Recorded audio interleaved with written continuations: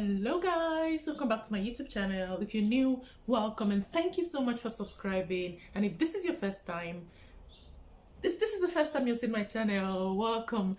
My name is Denkla. I am a Nigerian living in Germany, and in my channel I make videos about the cultural difference between Nigeria and Germany, as well as my personal experience, product reviews and reaction videos. So if you're into that kind of content, please consider subscribing.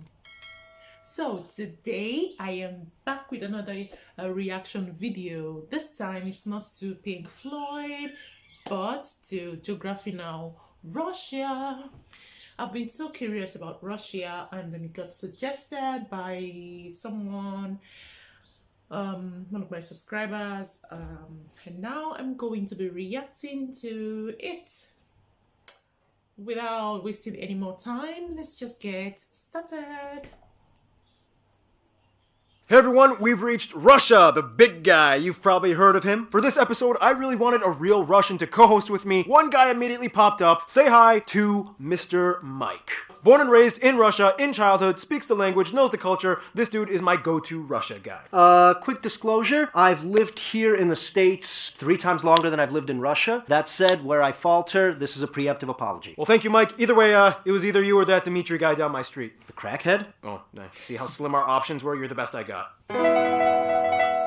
It's time to learn geography now! Hey everyone, I'm your host Barbs, here with Mike. Russia is a big country that everyone has heard of. Big, unique, and above all, it's a country many of you guys have been waiting for on this channel. And this is gonna be a pretty big episode. We're gonna cover as much as we can without rushing into it. Приветствуем вас на русский эпизод. Now, as we all know, by land area, Russia is the largest country on Earth. The country is so big, it's difficult to even get an accurate two-dimensional flat cutout of the nation due to the width of their land straddling a spherical arc on Earth's surface. And with lots of space comes lots of interesting geographical anomalies. Russia is so big that it has about 1/8 of all inhabited land on Earth and almost the same amount of surface area as the entire planet of Pluto. Russia is a transcontinental country that straddles both Eastern Europe and Northern Asia in a larger landmass known as Eurasia. It is often understood that the European part of Russia, where about 77% of the population lives, is everything west of the Ural mountain range, and the remaining 23% live on the east side. At about 6,600 miles or 9,000 kilometers east to west, the country covers 11 time zones and the longest border in the world with 14 different countries. Yes, even North Korea at the very narrow tri-point with China. In addition, they recognize 2 more disputed areas that they border, North Ossetia and Abkhazia, as countries, even though the international community recognizes these areas as part of Georgia. Also, the country has military bases in 9 countries abroad, including the breakaway state of Transnistria in Moldova. And keep in mind, the Baikonur Cosmodrome in Kazakhstan, the world's first and largest space launching facility, is actually leased out to Russia until 2050 and acts as like a Russian exclave. The country is divided into 85 federal subjects, 2 of which are disputed, and all are divided further into 6 categories. The 46 oblasts or provinces, these are the most common subjects with direct control from the central government. Keep in mind, the westernmost point of Russia is actually in this detached exclave known as the Kaliningrad Oblast. Then you have the 22 republics. These are nominally autonomous areas that have the right to their own constitution and language alongside with Russian, as many of them are inhabited by ethnic minorities with their own cultures. Then you have the 9 krais or territories, which are basically just oblasts but with a historical tie to being frontier regions, many of which are sparsely populated. You have the 4 autonomous okrugs or districts, which are like little sister areas that have a certain level of autonomy but are still subordinate to a certain oblast. These 2 oblasts are in charge of these 3 okrugs, whereas the Chukotka Autonomous Okrug is the only one not subject to any oblast or krai. Then you have one strange unit known as the Jewish Autonomous Oblast, which was kind of like a deliberately created entity that was supposed to be a new home for Russia's Jewish population, even though today less than 1% of the population is Jewish, but it's still called the Jewish Autonomous Oblast. And finally, you have the 3 federal cities, the 2 largest ones, Moscow, the capital of the country, and St. Petersburg, as well as the controversial disputed Sevastopol, located on the controversial Crimean Peninsula that is claimed by Ukraine and Russia claims as the Crimean Republic. This is a tricky subject we'll talk about later. In short, these 3 cities kind of operate as their own regions and are not subject to any oblast. Whew, and that was just the administrative division section. We didn't even get into all the other weird stuff. Like how this guy wants to revive the House of Romanov and possibly buy land in the Balkans for a micronation. Or how the California Independent Republic actually has an embassy in Moscow. Or how they once had sovereignty over Alaska for over 100 years, known as Russian America, and was like, aha! I got a piece of America. How you doing, settlers? Not so good. Oh man, this war against the Ottomans is costing me a fortune. I need money. Whoa, there's a gold rush on the west coast in California. Let's all go, now. The Americans and the British Canadians might get closer and try to take over. It will cost more to defend my American territory that I don't even pay any attention to. Maybe I should just sell it. Hey, UK, you interested? I've got quite enough Arctic tundra. I think I'm quite alright. USA? All that frozen, useless land, you better sell it to me for cheap. And that's how they sold it for only 7.2 million, which by today's inflation rates would be equivalent to about 130 million or about 2 cents per acre. Like, these guys are so incredible. I wasn't a very good geography student, but these guys are making me love geography right now with the way they're making everything sound so simple. It's so cool. For what it's worth, though, Russia kind of got its general land territory we know today from the conquests, mostly from Cossacks that ended in the late 17th century, led by this dude. What is a Cossack? Well, long story short, it's kind of like this. I'm so sick of this pent-up aggression. I just need to get out of this town and get in a fight or something. Hey, you're an intrepid guy with a death wish who probably wouldn't mind maybe dying. How would you like to go out and get paid to do that for my country? How? Just like go out, make alliances with the locals, or I don't know, kill them. Just give me more land. It's an adventure. Like a mercenary or something.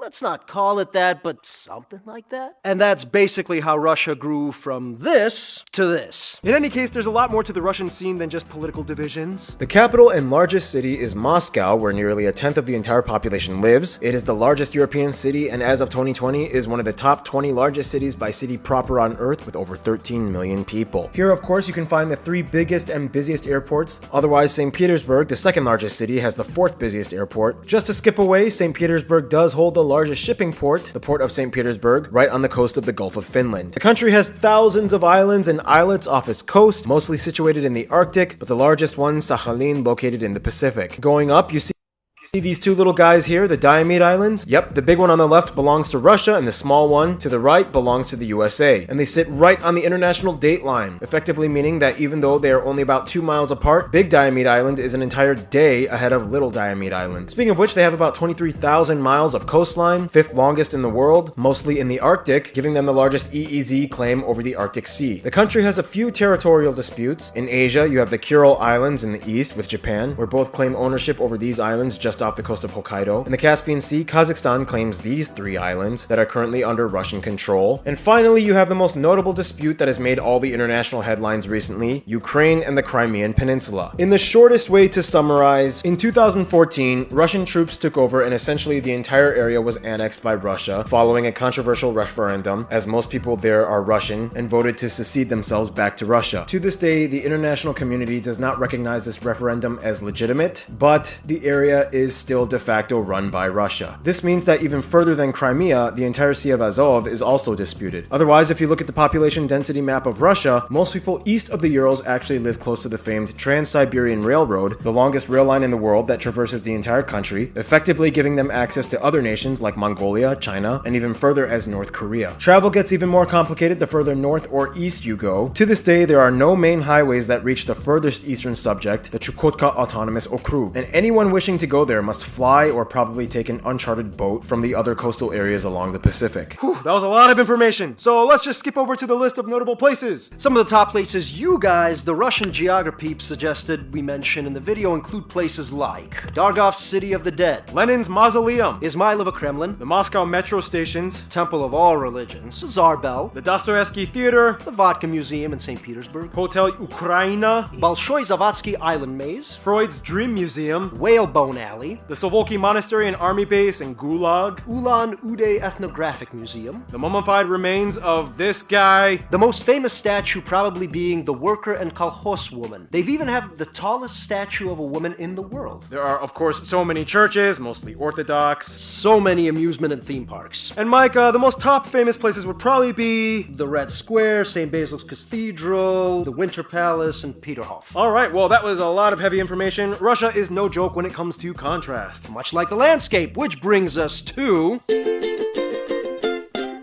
Now, when it comes to the physical makeup, Russia is kind of like an ice cream shop. I mean, yes, most of the country experiences cold and freezing temperatures, but being the largest country on Earth area-wise means you're going to have a lot of different physical regions, so it's kind of like different flavors of cold, right? What do you think, Mike? Yeah, for one. The country starting in the west begins with the flat and relatively lush European plain. From there you have the Caucasus Mountains in the southwest, where you can find the highest point, the tallest point in Europe, Mount Elbrus. Just to skip away you find the Volga River Delta, the largest delta in Europe, fed by the Volga River. The Caucasus and Ural Mountains together make up the boundaries of what is considered European Russia. And from there, Asia begins with this massive area known as Siberia, divided into the West Siberian Plain, where the mighty Ob River flows, the North Siberian lowland, and the Central Siberian Plateau. Just south along the border of Mongolia, you have the Sayan and Yablonovy Mountains, where you can find the largest lake of Russia and the deepest in the world, Lake Baikal, which, by the way, has some of the only freshwater seals on Earth. It is fed by a tributary on the longest river of Russia, the Lena, which flows northward into the Arctic. From there, you have all these other mountain ranges that shield the Kolyma lowlands, and finally, you reach the highly volcanic Pacific coast with the Koryak and Kamchatka ranges that extend with an archipelago southward, all sitting on the Ring of Fire. In fact, the Kamchatka and disputed Kuril island chain have more volcanoes out of anywhere else in the country at about 200, about 60 of which are still active. The three most active and continuously erupting ones being Karimsky, Kizimen, and Shivoluch. Keep in mind, up north, the Arctic Ocean is actually divided into 5 separate seas on the Russian side: the Chukchi, the East Siberian, the Laptev, Kara, and Barents Sea. And here you can also find the northernmost point of Russia's domain, the Franz Josef Land Islands. They are right above Nova Zemlya, which has the largest glacier in Europe, and also the site where the largest atom bomb ever was dropped. Fun fact. Amidst all this land, about 60% of it is classified as being part of the Siberian taiga or taiga forests, which are forests situated in colder climates with deciduous trees like oak, birch, and spruce. This is the largest forested area on Earth, yes, even bigger than the Amazon. Much of the south of Russia is classified under the steppe region zone, or massive expanses of grassy land with few trees, ideal for agriculture with moderate temperature and sunshine and moisture. Otherwise, the further north you go, the less hospitable the conditions get, and you reach the tundras and cold deserts, where very few people dare to live, but many resources are locked away, such as the numerous oil and natural gas reserves hidden in the interior and offshore sites in Siberia and the Arctic. Russia actually has the largest natural gas reserves in the world, making them the largest natural gas exporter and the largest oil producer in the world. Most of these petroleum resources are managed by state-owned companies like Gazprom, Lukoil, and Rosneft. Whew, lots of land and lots of stuff happening in it. Russia's economy ranks as the 11th largest by nominal GDP and 6th largest by purchasing power parity in 2020. Back to resources though, agriculture in Russia is kind of limited. Only about 0.1% of the 1 billion acres of arable land is used for permanent agriculture, and they only have a short 2 to 4 month harvest season. This is due to much of the area covered in full or semi-permafrost, which is not ideal for crop production. One thing it does produce though are these interesting geological formations known as pingos, which implode into massive craters which fill up into ponds, making the landscape the most trypophobic triggering region on Earth. Oh, get it away from me! All the strange cold water and wind erosion is also the reason why Russia has incredibly distinct remote rock formations found all over along the taiga and steppe regions. This means almost all farming happens in the southern areas of Russia where the climate is slightly warmer and accommodating. Nevertheless, even with the limited industry, Russia still ranks number 1 in producing certain crops such as buckwheat, barley, oats, sugar beet, currant, gooseberries, and raspberries. In addition, they are the largest palladium and diamond producer in the world. When you think of Russia immediately, you think of cold. I mean, they do have the coldest inhabited town on Earth. But Russia actually has the largest temperature range on Earth recorded as well. The town of Verkhoyansk can go from 37 degrees in summer to negative 68 in winter, making a 105-degree difference. Technically, the fringes of the Caspian Sea in the south are also considered semi-arid desert zones, making them some of the warmest regions in all of Russia. And some of the surrounding landscapes you could swear were in northern Africa or the Middle East, with sand dunes and camels. And speaking of camels, animals. The country has over 260 mammal species and nearly 800 bird species. Animals you may have heard of, such as the Siberian tiger, Asiatic black bears, Eurasian lynx. In the tundra regions, you can also find polar bears, reindeer, walruses, narwhals, Arctic foxes. In the warmer areas, you have wolverines, as well as that strange saiga antelope with its weird elongated nose. Of course, it wouldn't be Russia without the national animal, the Eurasian brown bear. So yeah, Russia. It has deserts, and it can be over 100 degrees, imploding permafrost, and active volcanoes constantly erupting as we speak. And finally, to finish all of this segment off,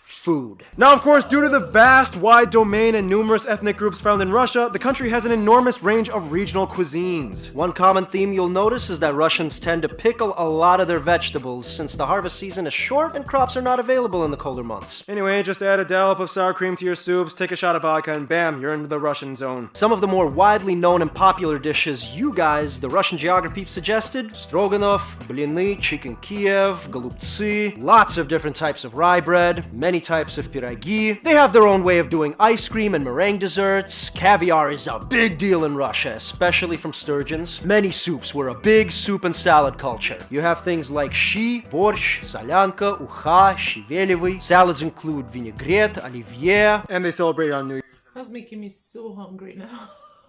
Year's and they eat it on New Year's. It's not a party unless that salad's involved. They also took it from the Belgians or something, right? No, there was a Belgian guy who worked in a Russian restaurant, and then one of his sous chefs ended up stealing the recipe. Stole from the Belgians New Year's, got it. Now, we could go on, but it would take forever because Russia has over 180 recognized ethnic groups, which each have their own distinct culture. Speaking of which, I think that's just about the right time to transition to... In regards to Russian people, Fyodor Dostoevsky once said, "It's frightening to see how free a Russian man's spirit is, how strong his will. Being a Russian carries a powerful meaning to the Russian people. It's a title of honor and pride many of them take." The country is made up of about 143 million people. It is the most populous nation in Europe, and as of 2020, the 9th largest country in population on Earth. About 80% of the country identifies as ethnically Russian, and the remaining 20% come from one of the 180 or so ethnic minorities found throughout the country, the largest one being the Tatars at about 3.7% and Ukrainians at about 1.4%. From there, you have everything else from the Bashkirs, Chuvash, Karelian, and so on. Keep in mind, many of these minority groups are East and Central Asian in their heritage, like the Yakut and Tuvan and Altai peoples, whom speak Turkic or Mongolic-based languages, and are not Caucasian like the majority of people that identify as Russian. They use the Russian ruble as their currency, they use the types C and F plug outlets, and they drive on the right side of the road. Russian, of course, is the national language. However, the republics are allowed to have their own co-official languages as well. Oh, and speaking of which, Russian cursive is like the most mind-blowing sight to see. Now, with Russia, you have a lot of backstory, but the best way to probably start off is by understanding the Slavs. In Europe, there are three main powerhouse ethno-linguistic groups: the Germanic, the Latin, and the Slavic. Slavs are the largest one, and Russians make up the highest population of Slavs. Their roots are documented from Roman times, and they have spread all throughout Eastern, Central, and Southern Europe. With the exception of a few outliers like Poland and Croatia, the majority of Slavs in the world have a background in Orthodox Christianity, which was kind of like a further stem thing from the Byzantine Empire. If you don't know what any of that stuff is, basically in like the 4th century, Europe was like, "Oh no, I'm dying! The Germanic people keep attacking! I'm losing money and nobody wants to claim Caesar as divine! Help me, my predominantly Hellenistic Greek-influenced subjects to the east!" Good luck, I'm doing my own thing. I also made my own capital, and I'm ditching that polytheistic stuff for Christianity. And then in the 11th century, it was like... So what's your problem? Why do you want to split up? well, besides the secondary dogmas we disagree on, we mostly don't like your practices. We don't think the Pope has any authority over the church. Yeah, but you guys have patriarchs. Yeah, but that's not the same thing. Those are like regional managers. Also, you guys have way too many creepy statues. We believe priests should be allowed to marry, and we kind of like growing out our beards. Well, yeah, well, at least we play actual musical instruments during Mass. There's a lot more that goes into it, but getting into the theological discrepancies between the two would take forever to explain. In any case, less than half of the population of Russia actually adheres to the faith, and about 30% of the country identifies as either spiritual but not religious, or unaffiliated agnostic or atheist. Aside from all that, it is important to note that not everybody in Russia is Slavic or Orthodox. I already made a video explaining about these, so we don't really have to talk too much about it, just watch the video. But basically, you have everything from the Turkic, Mongolic, Circassian, Uralic, and even Inuit peoples in the far northeast Arctic regions. They even have the westernmost Buddhist community on Earth in Kalmykia. Interesting, bet you didn't know that. Now, compared to the rest of Europe, Russia does have a high birth rate and immigration rate. Nonetheless, they also have a relatively high death rate, especially amongst men. In fact, today, women outnumber men in Russia at a 1 to 0.84 ratio. Yeah, there's a lot more women. In Russia, the competition amongst women is kind kind of visible? You explain. It's not uncommon to see women dressing up in full presentation mode with heels and nails done, even just to go to the store to pick up milk. To dive further into the social dynamic, you have to kind of understand Russia has gone through a lot of eras throughout its history. Basically, they've had kingdoms, invasions, expansions, wars, empires, unions, and most notable era, the 20th century communist era. The word has an almost ubiquitous connotation with the country of Russia. This is why you hear a lot of those distinct Soviet communist era words and phraseologies used in media like proletariat, bourgeoisie, means of labor, comrade! They were the first nation to extensively kick off and implement the political ideology constitutionally after the October Revolution, and furthermore, they spread it abroad. I mean, that's kind of what the whole Warsaw Pact and Eastern Bloc things were during the Cold War, and it goes even further than that. All right, we just destroyed those Nazis. Awesome job, man. You know, Russia, it was really cool working with you. You're all right. Yes, mój drug. It was quite pleasure destroying real enemy. Well,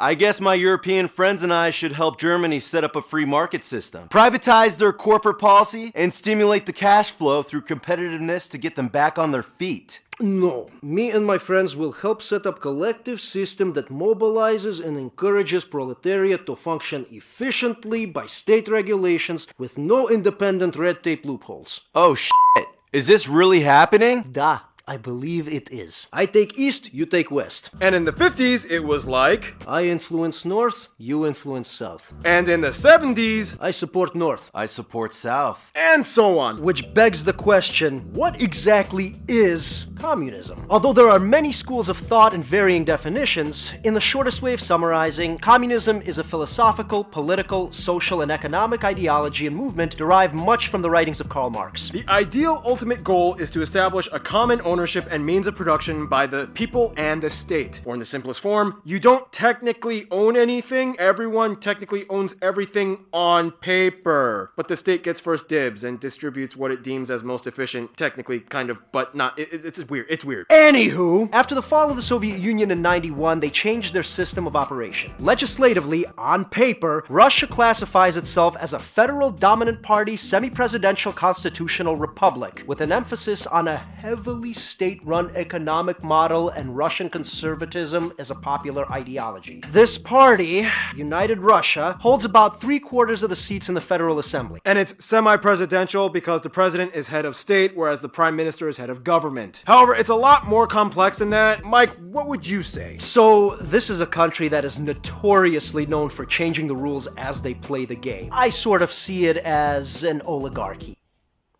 Okay, so that being said, let's highlight some of the notable cultural traits and accomplishments that Russians are known for. For one, Russians were pioneers in the space race and kicked off the age of space exploration. Here's my buddy Destin from Smarter Everyday talking about it. All right, Paul, if you're going to talk about Russia, you've got to talk about aerospace engineering because they are impressive. It all started back in the day when a Russian visionary named Tsiolkovsky came up with this momentum balance for rockets, which came to be known as the rocket equation. Back in the early days of spaceflight, the Soviet Union kicked off the space race by launching Sputnik, the first satellite in space. Moved forward through the space race, Yuri Gagarin, the first human in space. That was a really big deal. Fast forward to today, and you realize that Russia and the United States are not just collaborating, there's a full-on partnership between the two nations. No matter what political situation's going on the ground, these engineers, NASA and the Russian aerospace industry, they've been working together to make human space exploration possible. The International Space Station, one of the most amazing things ever made by humans, has been a platform for persistent human presence in space since the late 1990s. I love this thing. Also, the Russian Soyuz spacecraft, developed in the early 70s, has proven itself to be the workhorse of human spaceflight. This stuff is awesome. Thanks for letting me say that. If you're doing a video about Russia, you have to talk about rockets because Russians are good at rockets. Why don't you have a segment for each country about the rockets that are, like, I know how you edit, you're gonna cut me off now. You could have a And aside from the space race, there are many discoveries and inventions attributed to Russian innovators. Here's just a few of them that we will put on a full screen montage. They even invented the game Tetris. In fact, their theme song is a Russian folk song called Korobeiniki. Ой, полным-полна моя коробушка есть и сытцы и парча. This dude Mendeleev also created the earliest form of the periodic table, and some elements are actually named after Russians and Russian places, including the guy himself. They're also the pioneers of stem cell research and numerous surgical procedures procedures like heart and lung transplants. Even amongst the diverse republic areas, there are some universal Russian customs and traits that transcend regional boundaries. All Russians take holidays and festivals very seriously and enjoy their times of celebration. Christmas was effectively brought up to New Year's, and instead of Santa Claus, they have Ded Moroz, basically translates to Grandfather Frost. Later iterations give him a little sidekick, Snegurочка. Otherwise, all over you have other festivals celebrated like these. Women's Day is a huge one. It's a common misconception that Russians are genetically acclimated to the cold. Explain. We just handle the cold better because we bundle up better. But you guys do have that like banya sauna culture, and you guys jump into the ice water a lot, right? Oh yeah. Yeah, I've seen so many videos about that. That is so crazy. That is crazy. Oh my god, how are they able to do that? In addition, Russians are known for excelling in a range of sports, most notably ice hockey, wrestling, figure skating, and gymnastics. They have consistently ranked high in the Olympics and ranked the #1 medal winners twice for the winter seasons of 1994 and 2014, where they hosted in Sochi. Which has a stream of following controversies. Chess is a huge part of their culture. The game of cold logic rewards cunning and has always spoken to the Russians. Some of the top chess players in the world have come from Russia. The 1830s Romantic era was sort of seen as like the golden age of Russian writing. Some of the top notable authors like Dostoevsky, Tolstoy, Chekhov, given the honor and prestige of Russian literature. Russians have an incredibly long Rolodex of folk music that dates back centuries, And many native instruments are still used to this day, like the bayan accordion, the sviral flute, strings like the domra, gusli, and the most famous of all of them, the triangle-shaped balalaika. every region has their own style of dance. But the most internationally well-known styles probably being the troika and prisyadka. Russians know how to put on a show. The world-renowned Russian ballet has been operating since the late 17th century, and everyone knows that Russians are some of the best circus performers in the world, excelling in acts like juggling, acrobatics, contortion. That just give me goosebumps. I love those.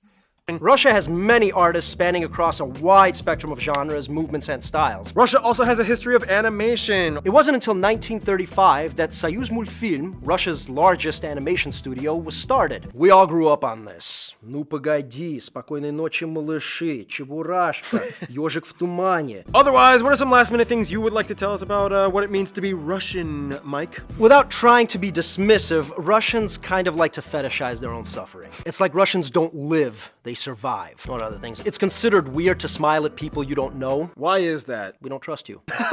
Never give a knife as a gift. It's seen as a severing of ties. Russians are a very hospitable folk. Many will invite you into their homes and will display either sadness or offense if you refuse. Once you've made it in, they will often bribe you to stay with things like tea, conversation, booze. In Russia, middle names are not chosen by their parents. You are born with one. It is your paternal name. So my father's name is Yuri, therefore my middle name is Yurevich. And that applies to women as well. Absolutely. Oh, okay. Women, you get a male name for your middle name. All right, and with that said, here's a brief condensed history of Russia. Early dispersed Slavic tribes. Rurik the Rus unifies them. The Kievan Rus. Vladimir the Great. Mongols invade. Ivan the Great. Ivan the Terrible. House of Romanov begins. Peter the Great. Catherine the Great. Crimean War. Serfdom abolished. Alaska sold to the US. Russo-Japanese War. World War I. Rise of the Soviet Union with Lenin's Bolsheviks. Royal Romanov family is deposed. As depicted by that incredibly accurate cartoon, Communism! Lenin dies. His body is weirdly embalmed and put in display, but okay. Stalin dictator years. World War II. Germany breaks agreement and tries to invade Russia. Big mistake. Cold War begins. Nuclear arms race and space race with the USA. Cuban Missile Crisis. Summer Olympics in Moscow. Gorbachev reforms and wins a Nobel Peace Prize. Boris Yeltsin wins first popular presidential election. Fall of Soviet Union. Chechnya unsuccessfully tries to break away. Putin voted in for the first time, serves 2 terms, then after a brief hiatus, voted in a 3rd time. Business and digital era boost Russia's economy. Georgia-Russia War. Russian troops take over Crimea. Controversial referendum. And here we are today. And there's a lot more we could have expounded on, but there isn't enough time, so if you'd like to add anything, please write it in the comments. In any case, we've already mentioned some famous Russians in this episode, but here's a list of some more notable Russians, historic and modern. Some of the most famous authors include people like these, but the most famous ones might be Alexander Solzhenitsyn, Vladimir Nabokov, Nikolai Gogol. a lot of famous actors and directors, but some of the top ones being people like Clara Rumyanova, Anatoly Papanov, Vladimir Vysotsky,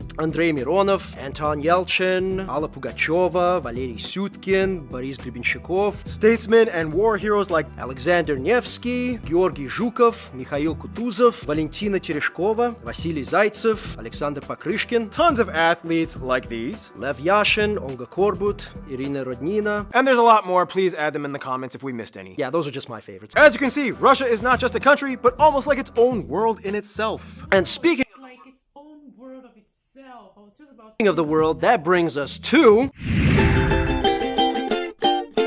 Now, with Russia, diplomacy has played a very unique role throughout the past few centuries, even before Cold War times. As a transcontinental nation, they've always had kind of their hands in both European and Asian affairs, but it doesn't really stop there. For Africa, 7 countries had governments that were actually influenced by Marxist ideologies brought in partially by Russians during Cold War times. These countries developed the closest ties diplomatically with Russia. It also explains why the flags of Angola and Mozambique have images inspired off of the former Soviet hammer and sickle emblem. In Asia, things go all the way back to the era of expansion when Russia was conquering lands east of the Urals. Today, 4 countries in Asia are categorically classified as either constitutionally communist or led by a communist party, primarily influenced by what was back then communist Russia. They are China, North Korea, or the DPRK, Vietnam, and Laos. Russia is one of the few countries that had ties to North Korea after the Korean War, as they influenced certain aspects of their Juche ideology, and even during the most isolated years, Russians still had relatively easier access to North Korean travel and business. During war times, Russia also played a pretty strong role in the influence of various sides in Laos, Cambodia, and Vietnam. Today, Vietnam is one of the favorite hotspots for Russian tourists in Southeast Asia. With China, relations are generally amicable, although in the 50s there was the massive Sino-Soviet split in which China was like, look, Russia, it's cool you introduced the concepts, but we're gonna run communism our own Chinese way and we don't need you to chime in anymore. Nonetheless, today China is one of their closest allies and biggest trading partners. Which is interesting because with India, relations have been relatively good after the Indo-Pak War, in which Russia sided with India against Pakistan, who is an ally with China. And today, Goa is a huge hotspot for Russian tourists as well. Either way, all 3 are members of the BRICS countries, which also include Brazil and South Africa, 5 emerging world regional powers that have agreements on things like mutual benefit and development. Cuba and Venezuela are probably the best Latin American friends, Cuba being the only country in the Americas that fully adopted communism and played an important role in the Cold War tensions. With Venezuela, it's a little complicated. Under the Chavez years, Russia was close with trade and military cooperation, but after his death, Russia vied to support the succeeding Maduro presidency, which was seen as invalid by many across the world, and from there things got even more complicated amidst the protests, and Russia vowed to support Maduro's side even more if military action was required. The USA is like the forbidden friend, shaking hands together with both fingers crossed behind their backs. Politically, everything has to be incredibly strategic, and not all the rules apply when they play. After the Cold War ended in 1991, relations warmed significantly, but then the US involvement in Central and Eastern Europe made Russia distrustful again, especially with the 1999 NATO interventions in the Balkans. From there, it's a back and forth ping pong game. I'll set up missiles in Poland, I'll build a base in Venezuela, I'll flirt with Ukraine, I'll give asylum to Snowden, and so on. As people, though, the Russians and Americans actually get along pretty well. The USA has the 4th largest population of Russians in diaspora, and many famous Americans have Russian ancestry. When Americans meet a Russian, they might curiously ask questions about what being Russian is like, but at the end of the day, they enjoy the same drunken shenanigans. Ukraine is kind of like the best frenemy with Russia. They have the largest population of Russians outside of Russia at over 8 million, and it is incredibly complicated. Putting all the controversial areas aside like Crimea and Donetsk, Ukrainians and Russians may not always get along on paper, but they have an incredibly long history and they understand each other very well. It's even more interesting when a Ukrainian and Russian marry each other. When it comes to their best friends, however, most of you guys, the Russian geographers, mention 3 countries: Belarus, Kazakhstan, and Serbia. Serbia, in essence, is kind of seen as like Russia Jr. with a little Balkan spice. Both were once communist powers in their own right, both follow the Eastern Orthodox branch of Christianity, both write in the Cyrillic alphabet with few differences, both are opposed to the whole Kosovo thing, and Russians are welcome with open arms in Serbia. Serbians even sometimes say they are one of the 300 million, referencing the entire Russian global population domestically and abroad. Kazakhstan and Belarus have always had close ties, and the Russian language is even co-official in their countries, and both were former USSR states. Kazakhstan has the 2nd largest population of Russians abroad at over 3.6 million, and they are kind of seen as like the breadbasket country to Russia, as their environment is more suitable for agriculture. Many food supplies come to Russia from Kazakhstan. Belarus is like Russia's girlfriend who takes many cues from her boyfriend's lifestyle. The heads of state even play hockey together. The majority of Belarusians actually speak Russian instead of their native tongue Belarusian. This in return, however, has kind of prompted a sort of re-Belarusification period for the country, and they are now trying to reclaim their roots instead of just imitating Russia. Nonetheless, Belarus will always be one of Russia's biggest cheerleaders. In conclusion, Mike, I think you should take this. Russia is an old and contradictory country. It's beautiful but scarred, eloquent and clumsy, cunning and simple. Its people are proud but damaged, resilient and defensive. Russians are unique but numerous, and if you should be so lucky to meet one, you'd be hard-pressed to forget them. Stay tuned! Rwanda is coming up next. Hey guys, Art here with me. Just remember, we got Geography Now t-shirts and merch going on. We even have these new gym. Wow. That was really impressive. Oh my god. Russia is huge. Russia is huge. Oh wow. That was a lot of information. Thank you so much guys Thank you for suggesting this. If you have any more suggestions, please leave it in the comment section below. That brings us to the end of this video. So thank you for watching, and I'll see you in my next video. Oh, and if you enjoyed this video, please don't forget to give me a thumbs up, and please hit the subscribe button right down below, right there. It should be somewhere popping. It should be somewhere popping up right there. So thank you, and stay blessed. Bye.